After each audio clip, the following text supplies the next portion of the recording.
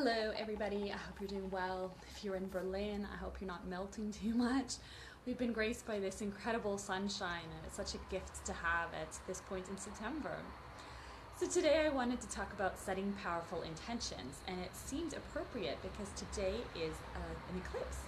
So there's going to be lots of shifts happening all over the world and for everybody in it, and I'm really excited to see what it brings. And you can set powerful intentions at any time, but it just seemed appropriate to be talking about it today when we could really harness the energies of the co-creative life around us. So in order to set powerful intentions, we need to first of all be in alignment with ourselves. So this is what I call the pre-work. And if you look at my previous videos, which I have, you can see them on my Facebook page for Unleashing Miracles, or I have put them all onto my YouTube channel. And in the comment section of this email, I'll put the link to my YouTube channel, and you can look at everything that I've been doing over the past 6 weeks. So I've been talking about the importance of our relationship with ourselves. And this for me is where everything gets created from. And that means connecting to ourselves, connecting to our core values, taking the time to sit with ourselves to figure out what is most important to us. And of course, everybody is different. So we're basing our core values on things that are most important to us without sort of being dictated to from outside forces. And this is how we create a life that's important, that has value, that's in line with our priorities. And knowing that, from there, then we want to align our words, our thoughts, our feelings, and our actions so that they all line up really beautifully in this really sacred space inside of us. And when our thoughts, our words, and our feelings are in alignment, then the action we take is really inspired. And to get, and the place to go from that, the continuation of that journey, to actually manifest all of this internal work, because we have, of course, inside of us and our external circumstances, which are not separate things, they're just working coherently together. But by doing all the inner work, then that's how we start shifting our external circumstances. So for example, if you want to be finding the love of your life, then the way to do that is to be love. If you love yourself, then you'll naturally start magnetizing it on the outside. So what your inner self is reflected in your outside life.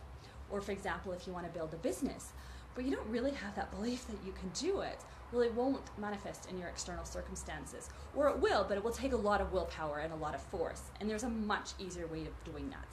So once we've done the pre-work of being in alignment, then it's looking at how can this come to being in my external environment.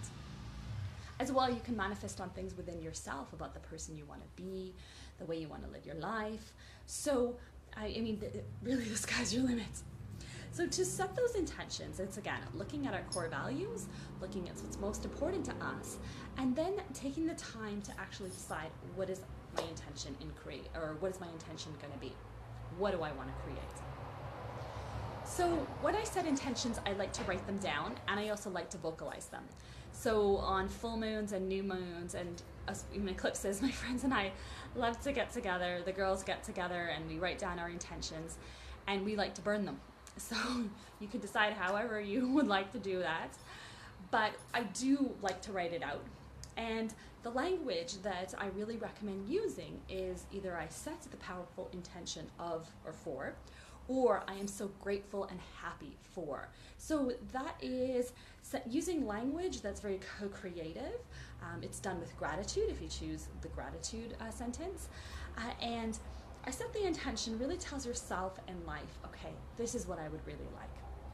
And that's based on you being in alignment with yourself. So it's if you're kind of thinking one thing but doing another, it doesn't really work to then set those powerful intentions. It really helps to be in alignment, because then what comes back is a reflection of what's inside yourself. So set those powerful intentions and then put them out into the universe, into life. And for example, you can, like I said, you can burn them or you can decide what you want to do with them. And from that point afterwards, you want to just sit with it. I like to sit in what I call energetic resonance.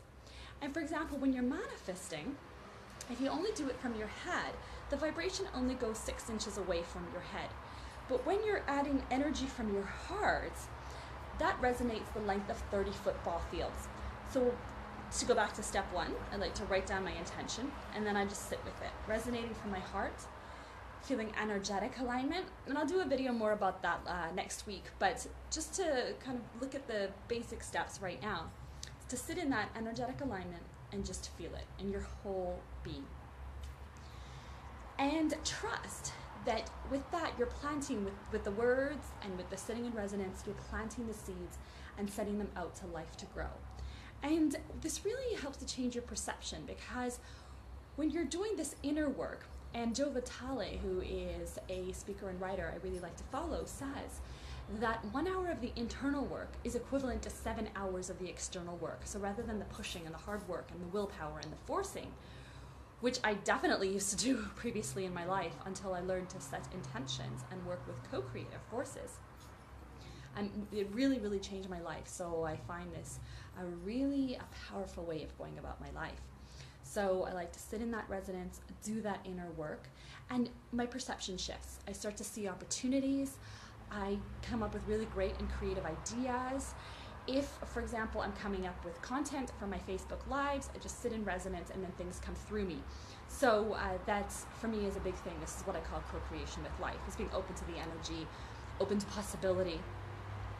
And then you can look for signs that things are manifesting, and these can be external signs like butterflies or birds, things in nature. One of my friends uses pink cars. I'll get more into the signs at another point, but that's the process, is setting the intentions, sitting in energetic alignment, and then looking for signs in the universe that it's all manifesting. So that's a taste of what the possibilities are when we start co-creating with life instead of using everything or willpower. And a big part of trust, I love this this example, is, for example, if we want something, we can hold on to it really hard, like I'm holding on to this pen this way, or we can open our hands to receive, and we're still holding the intention, but it's in a much lighter way, and we're opening our hands to receive things for our highest, greatest good. And that's a big part of it as well, that trusting that what comes back is for our highest, greatest good. So I hope that's been useful. Please do like, comment, and share my videos.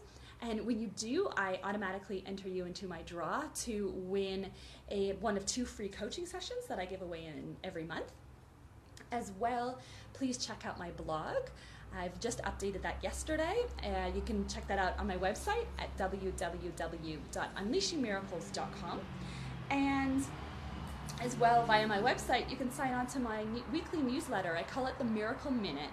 And it's tips on creating the life that you crave. And that's both the internal work and manifestation and changing your external circumstances. And I keep it really bite-sized. So that goes out on Sundays. And when you sign up for that, you get a clarity worksheet, which helps you get clear on the things that are most important to you and in your life.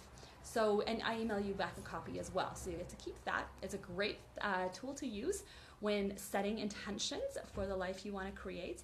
Please do keep in touch. Let me know if you've been trying all this, if it's useful, as well as any other information you would like. If you're interested in one-on-one coaching, I would absolutely love to hear from you as well. Take care and have a great day. Bye.